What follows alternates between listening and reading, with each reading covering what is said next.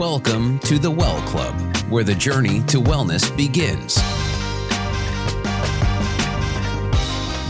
Take a deep breath, open your mind, and join us as we explore the endless possibilities of well-being. Here's Dr. Rob Douk. Welcome. My guest today is Nicole Sachs, a renowned psychotherapist, mind-body clinician, and host of the Cure for Chronic Pain podcast. Nicole overcame spinal condition through mind-body medicine and has spent over 2 decades guiding countless individuals to freedom from chronic illness. Her innovative approach combines brain science, emotional healing, and practical techniques. In her new book, Mind Your Body, she shares evidence-based practices that can help readers journey from hopelessness to freedom. Nicole, welcome to the Well Club. Thank you for having me. I'm so excited to have you on.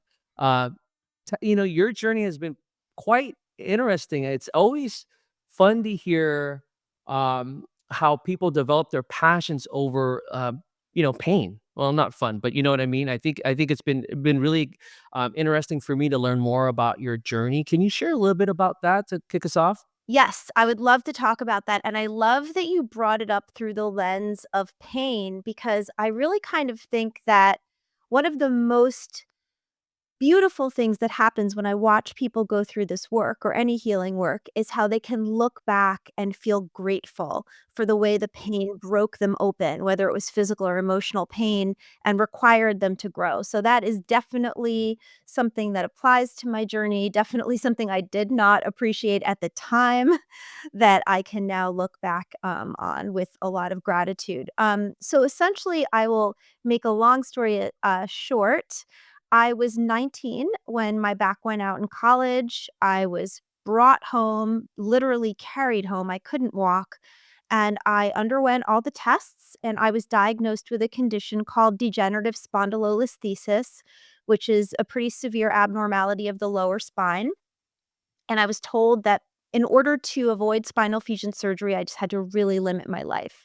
No more exercise, no more travel, no more car trips for longer than an hour, very specific sleeping positions. And the biggest bomb they dropped is that the likelihood that I would have a biological child would be slim to none because of the distress that the weight of the Wow. baby could put on my back. So it was pretty serious message delivered to a 19-year-old.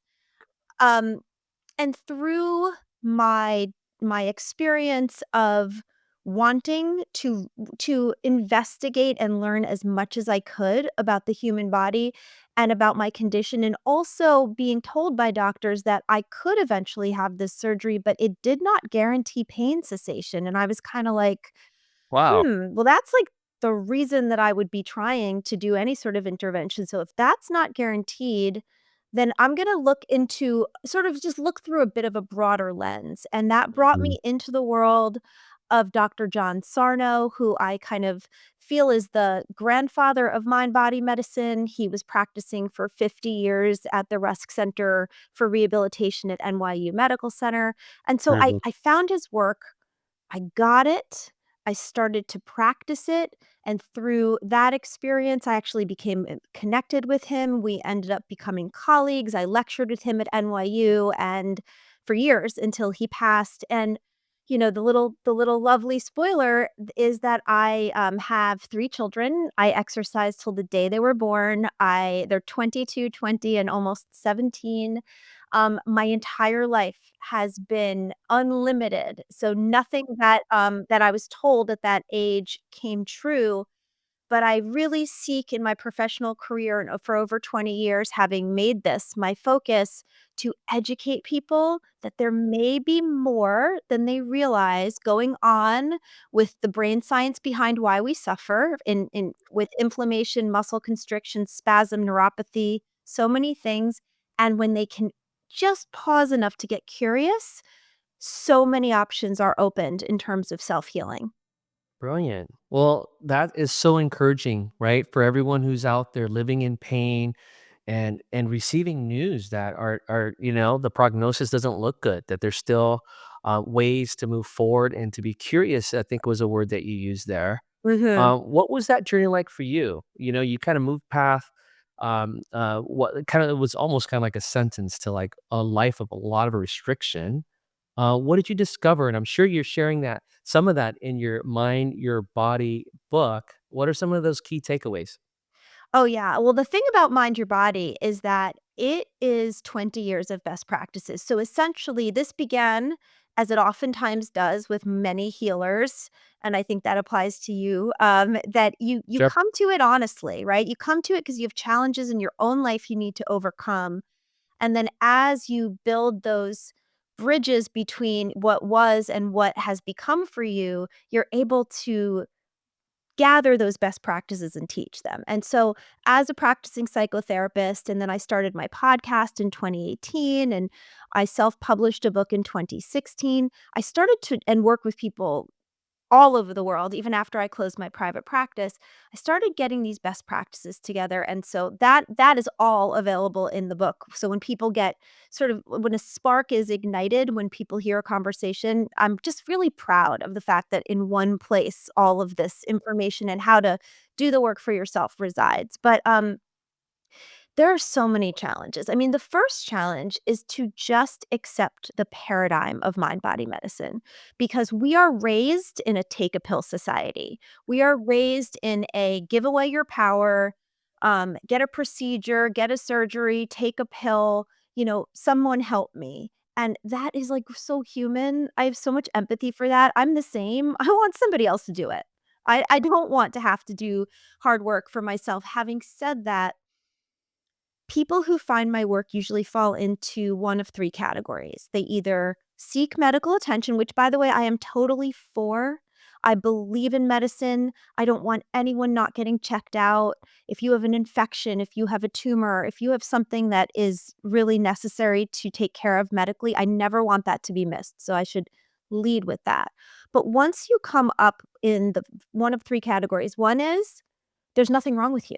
A lot of people come to my work and they're like, "But I'm having, all of these pains, or I'm having issues in my gut, or I'm having neuropathy." And the doctor says, "Well, you check out, nothing's wrong with you." So there's that category of people that's suffering and medicine's offering them nothing. Then there's people who suffer for things like migraine disorders or fibromyalgia or, bodily pain where they're finding an abnormality, but there's no real surgery that is going to help. And these people are just suffering, and doctors are saying, "We see you're suffering. There's nothing we can do for you." That's also hard. And then there's the third where there is a surgery or there is a procedure, but nobody is promising any sort of a cure. It's like we can manage it or we can see if this improves it. And to be honest with you, it's really all of us because what the brain and the nervous system, and I'm sure we'll talk about the brain science, but what our nervous system is really trying to protect us from is the human condition. Is the fact that we are living in this world of uncertainty where we have so much childhood stuff that we haven't dealt with, where daily life brings a ton of stress. We all are, wanting to be our best selves, be perceived as good, we're all our own worst critic. And those kind of things come together to really put the nervous system into fight or flight. So my challenges have been, first of all, to sort of forge this path and do this work for myself. But once I did, and it's been quite a number of years since I've had any chronic pain, I my challenge has been to soften people and help them open the door to this because it's a new paradigm. It is suggesting that there is an emotional and a scientific component to their pain that goes beyond the part of the body where the pain's expressing itself. That's so good. That's so good. And like you touched on it, in full vulnerability, I share oftentimes for me it was similarly, I was on a track of just severe burnout and just pain everywhere in like every aspect of my life and body and ailments that I didn't know where it came from. It almost kind of came like a freight truck and it hit me so hard after working so hard for so many years. And I couldn't get answers, like the traditional route, as best of doctors that I was seeking, and they were doing the best that they can. They weren't really equipped to treat some of my, and make the connections to my childhood trauma Yeah. that I was dealing with that was now manifesting into like somatic symptoms and overwork and becoming a workaholic and all these other things. They're so interconnected. And I myself kind of found Dr. Benson Herbert's work on the mind-body connection, the relaxation response over at Harvard, fascinating. That was kind of my gateway in, and I got hooked. I said, "Wow, yes, that makes a lot of sense. There's a whole lot more because we're really complex beings at the core of it." And so I started really kind of building my own treatment paradigm, and met with different professionals from different arenas and started to really kind of learn as much as I could to start to kind of self-treat. And so similar to you, that's why I kind of came up with these 9 dimensions and how they're all really interrelated. And so it's so fascinating that I had to go through all this pain, but there was a purpose in it. Yes. Because now that breakthrough is leading to, let me share this with the rest of the world, right? Because not everyone's talking about it. And our system isn't really quite set up for these discussions and these explorations of tests that we need to kind of go through to connect some of the dots. So I feel like we're moving more and more into this, realm of functional medicine, and Yes.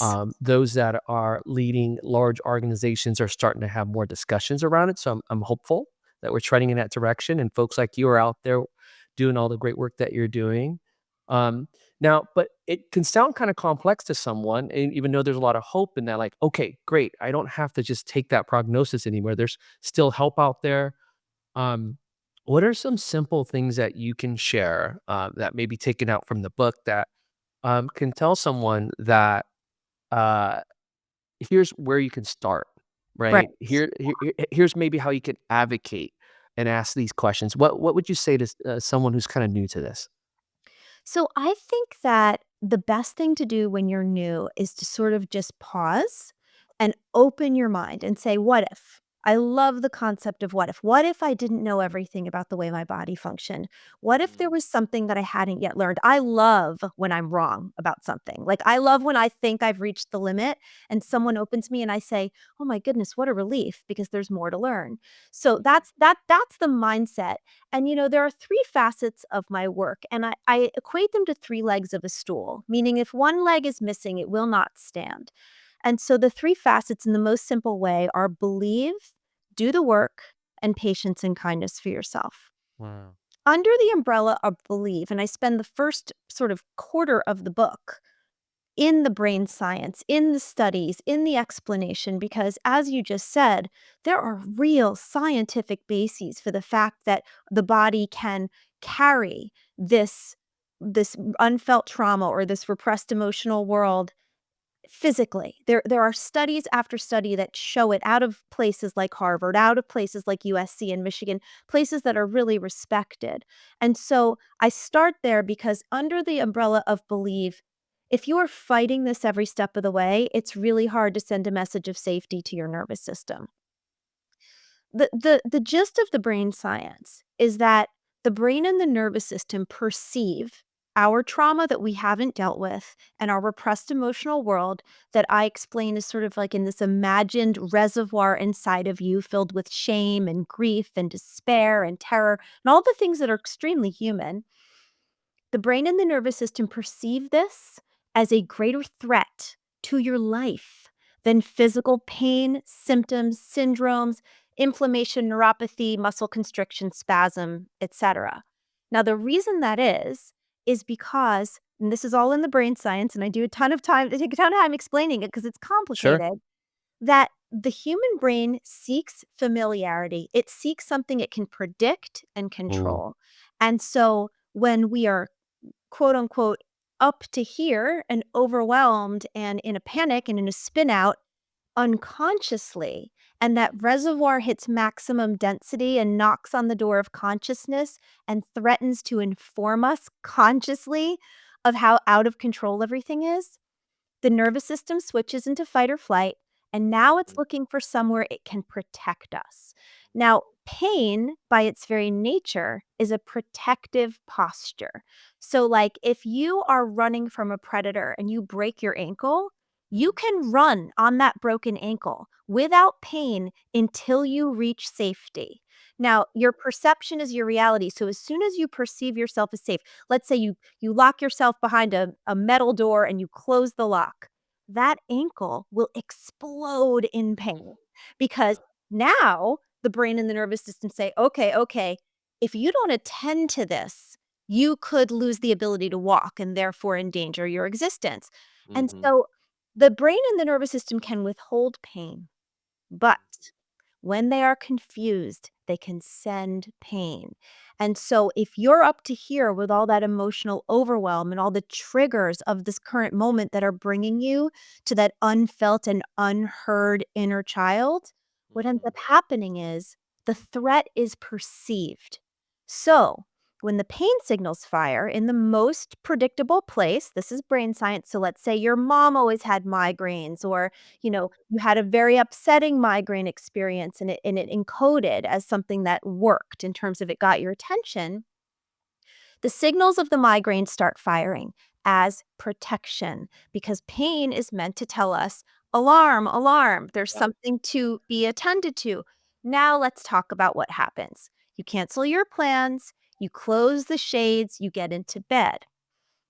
Well, logically, this is a very protective posture. You cancel your plans so all the triggers of the things that were hurting you on hold. You soften your demands on yourself. So that inner critic that was like, you better get to it, you better complete that project, that has to soften. After all, you're sick. Your kids that usually bang down your door and require you to go out of your way, out of your own needs to serve them, they're told, "Mommy and daddy, they're sick. Mommy or daddy is sick, leave them alone." So, all of these things are so logical, but the problem is when pain becomes chronic, people throw out their knowledge of that direct connection between an emotional stimuli leading to physical reactions, and that's where people find themselves really stuck. That's so good. I mean, for me, I relate to that for two reasons. I don't know if you've got a camera here in Hawaii on me, but I'm in a boot with ankle Ooh, pain. I didn't know. No. I was running more than I normally do, and I played through some pain. I felt something awkward, pickleballing, which is kind of the more common kind of up and coming. A lot of injuries are happening on the court these days, but I was one of them, right? I felt something like a little bit odd, but the adrenaline, I was still kind of, in fight or flight. I wanted to get through the session, the several games that I still had left. And then later on, I knew, okay, you don't want to walk on this. You've got some pain, and it was kind of, it served me well to kind of rest and to ice it and do all that. And so now it made me a lot more aware of that region of my tendon that tore, and so, that served me well. Some of my emotional pain from childhood, I've always suppressed and kinda, like, masked it with other work and, so I ignored it because it wasn't kinda like the pain from the ankle. It was like, "You know what? Let me just achieve," and that will kinda mask that, and then you can only go so long before that takes a toll, and for me, I hit burnout, because of that. How do you are there, in your practice, do you, um, are there some simple things that someone who maybe has, like, frozen shoulders kinda common, kinda like as you approach middle age, are there things that people should be thinking about as they're feeling some kinda, pain that you would recommend that they start looking at? Is it breath work? Is it, going to get certain kind of, checkups? What do you recommend? Well, as I said, the work has three legs of the stool. So the first is believe, which we just discussed. And of course, there's so much more to learn and solidify the belief that I teach. The second leg of the stool is called do the work. Now, in my world, do the work is a journal speak practice. And so I'll explain it because it's not nearly as simple as journaling. It's not just about, writing down your thoughts. It's very scientific. So essentially, if this reservoir that we talk about is bubbling over, and if as it bubbles over, it is going to send you very convincing pain syndromes, for example, with your ankle, you probably legitimately physically injured yourself.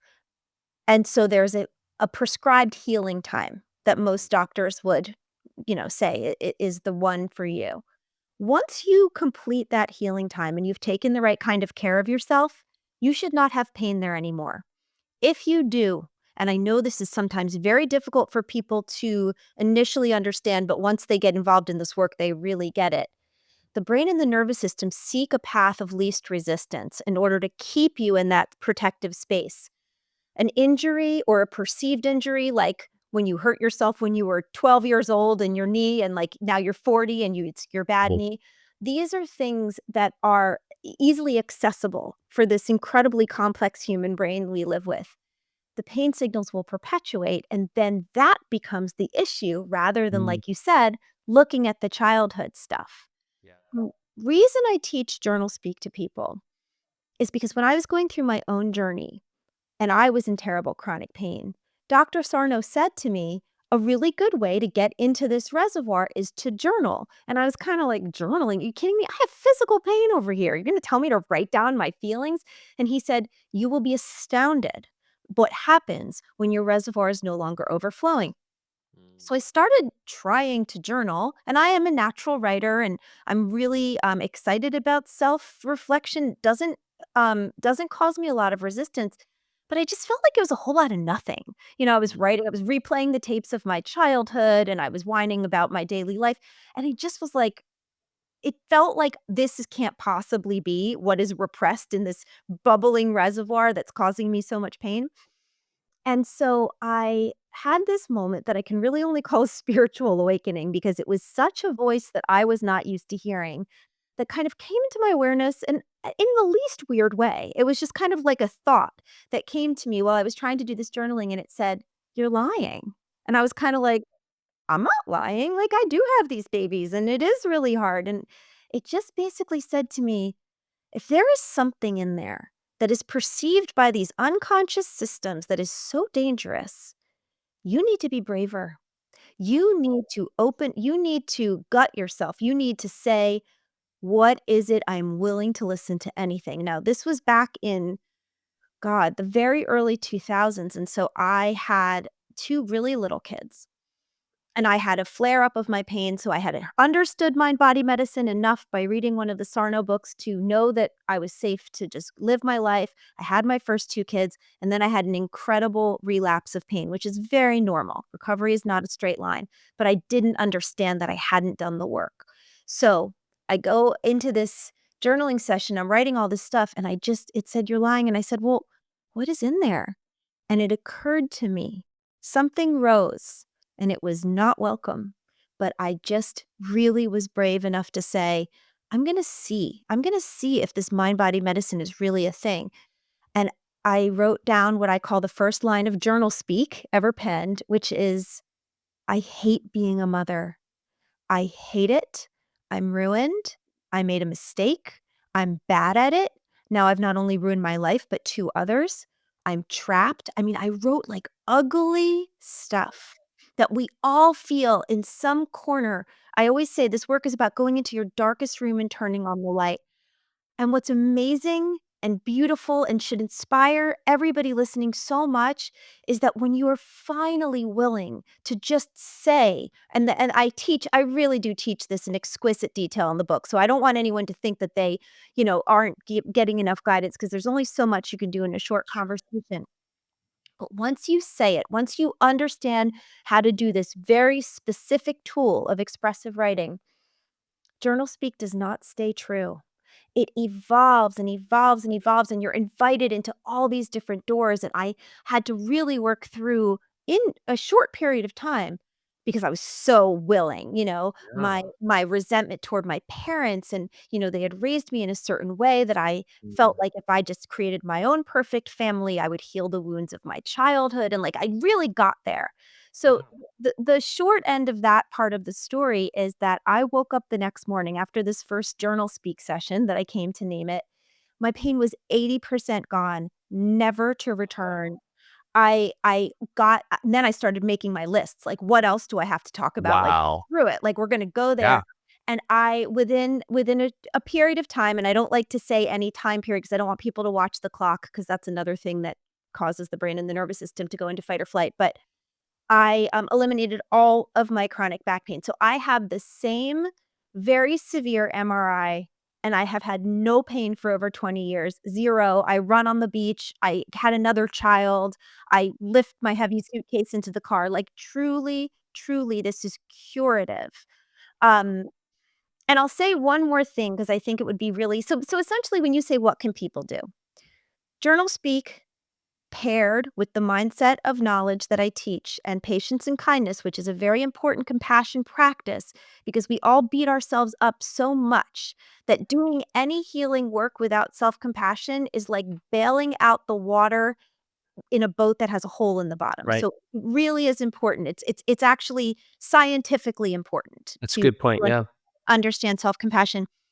So what people can do is they can understand that the practice I teach is free, it is self-directed, and it is totally private because when you are finished with your journal speak session, you destroy it. This is not something it is my client used to say it's like blowing your nose in a tissue. You don't have to look at it again. This is a getting out. This is a lower it's putting a ladle in the reservoir and dumping it out, one speak session at a time. And what happens, and this is what is really my favorite thing to talk about is if this were just a great scientific theory and if I had learned about it a lot and had the privilege of coming and speaking to you about it, wonderful.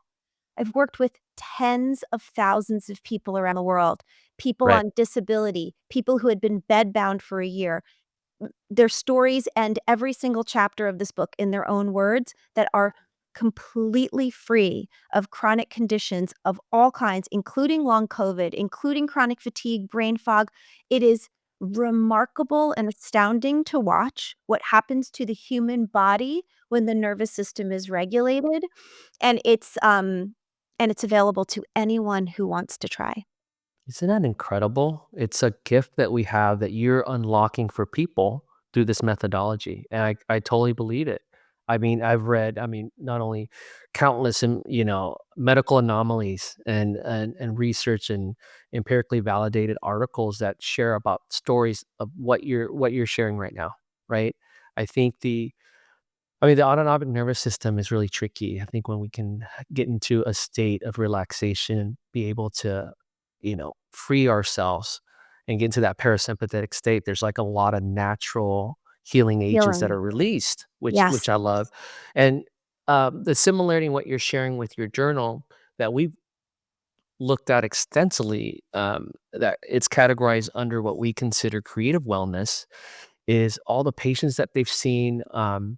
Recover from journaling, from, really traumatic sports injuries. And this does a very similar thing for them, you know? It takes them to a place of creativity to kinda unlock what's kinda blocked, if you will, if you wanna call it that, And some of these people aren't natural writers, so they have to kinda learn how to do this, but once they kinda get to a track, they go a layer deeper, and they realize that they're holding on to things of the past, and, some of the words that you use are words that we use too, these lies versus truths, and you're able to kind of rewrite narratives as you're kind of engaging in the future.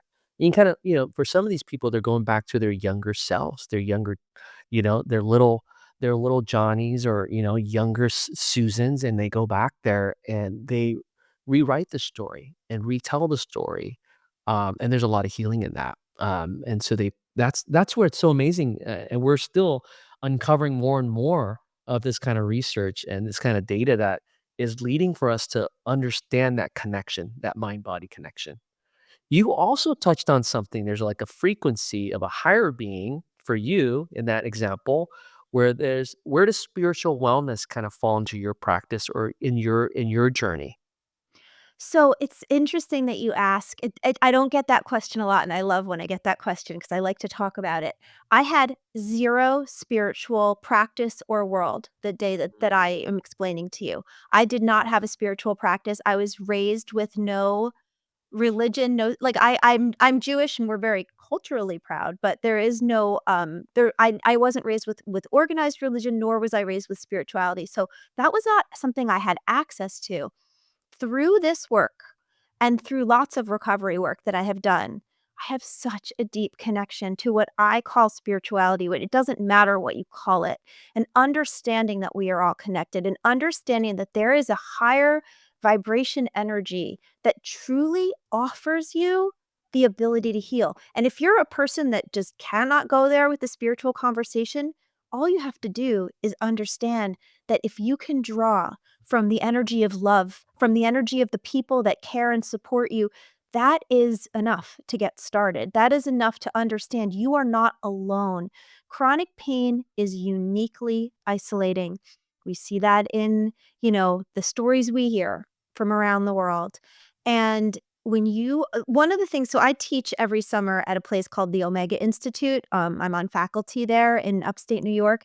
And when people come to this 5-day retreat, the first thing I hear on the end of the first day is, I am not alone. Oh my goodness. I have felt so alone. And like that kind of moment does so much to regulate your nervous system. You said that you come at it through all these different you said not you have like 9 like steps, factors, whatever. Yeah. Anything for me, everything true is the same. So Uh-huh. if our primary purpose is to send the nervous system a message of safety, of regulation, of containment, of the fact that you are able to go from fight or flight to rest and repair, and in that space all healing resides, then any connection you have to a greater energy, any realization that you are not alone, any work you can do to better align with yourself, which is what a JournalSpeak practice does, serves that highest good, which Yeah. is I am safe, because in the space of safety, it's almost impossible to be sick. We are all so stuck in long-term fight or flight that's fueled by Yeah. fear. Yeah. I think you hit on it. I was going to ask you about what community support and the role that plays in healing.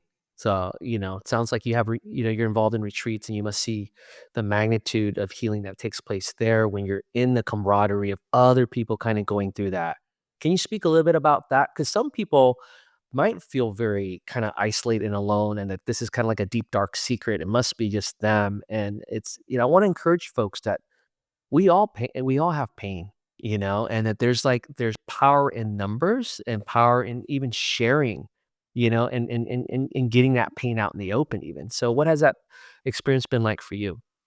You know, I had a private practice from 2000 to 2018, and I was seeing people hour to hour, and in that time, I had written my first book, and I was just encouraged essentially by the people in my practice. Like, "You cannot contain this anymore in the 4 walls of your office," and that's when I started my YouTube channel and the podcast, The Cure for Chronic Pain. So the first thing I would say is if you are feeling alone, if you don't even have to identify as being in chronic pain, if you're just simply feeling lonely, isolated, anxious, that you don't feel like you have a connection that you need, listen to my podcast. I've interviewed hundreds of people from all over the world with tons of different conditions and challenges.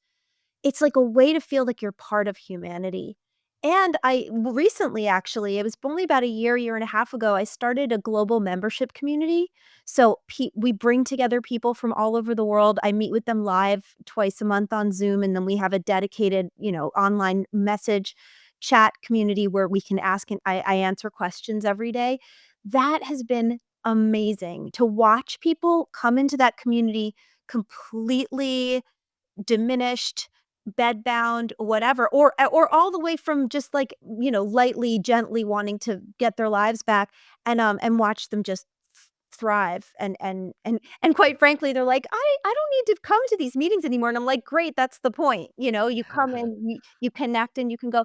So, we've really tried over the past few years to expand our opportunities for people to connect, because I think speaking the same language, knowing you're with the people that get you, is huge in healing. Mm, love it.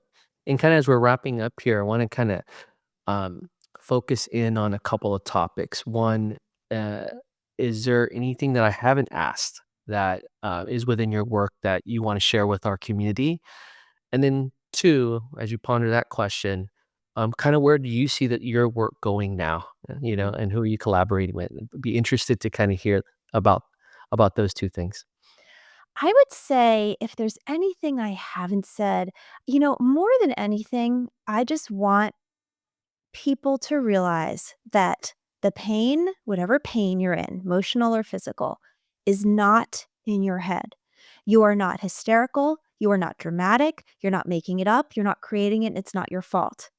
And There is brain science behind the reason that we suffer that could open you to an entirely new way of living.